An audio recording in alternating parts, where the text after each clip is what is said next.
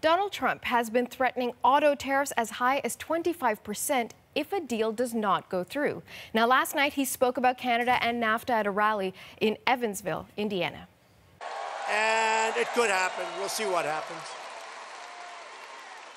And if it doesn't happen, we'll put tariffs on the cars coming in from Canada, and that'll be even better. So, look, we love Canada, but they have to treat us fairly. They haven't treated us fairly.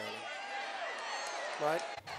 Okay, so putting those tariffs into effect would be a complicated process and would also affect people right across North America. Megan Roberts is tracking that story for us.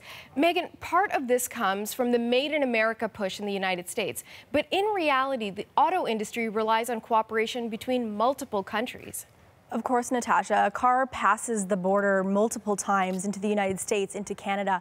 When it's manufactured, it relies on several levels of agreement, all to save money, which the auto industry says is passed on to the consumer. So we'll use one car as an example of how all of this works. The Toyota RAV4. This is actually the best-selling vehicle in the United States that's not a truck, and it's made in Woodstock, Ontario, but it uses parts from across the continent. Let's show you some of those parts. So you can see the engines are made in West Virginia and Alabama. Transmission is made in North Carolina. The seats of the RAV4 are built in Elmira, Ontario, and that uses parts from Mexico and Kentucky to build those seats. And the sunroof and door frames are made in Stratford, Ontario, again using parts from all over North America. So it's a big operation, and in fact, the former CEO and president of Toyota Motor Manufacturing Canada estimates that there is one truck leaving that Woodstock plant every hour to go down to the United States to pick up parts.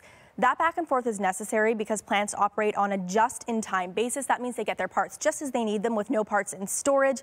That system depends on these agreements that we have to make sure that the trucks can cross the border easily and with no paperwork. So adding tariffs would mean adding paperwork, and that with the tariffs themselves could increase, according to auto experts, the price of cars by thousands of dollars, and for the whole reason that this is made in America, except that according to some of their own rules, American rules, parts that are made in Canada are considered domestic, like in the American Automobile Labeling Act. So cars that are considered made in America may still be made in Canada, and tariffs would certainly bring the prices of those cars up, Natasha. Okay, thank you, Megan.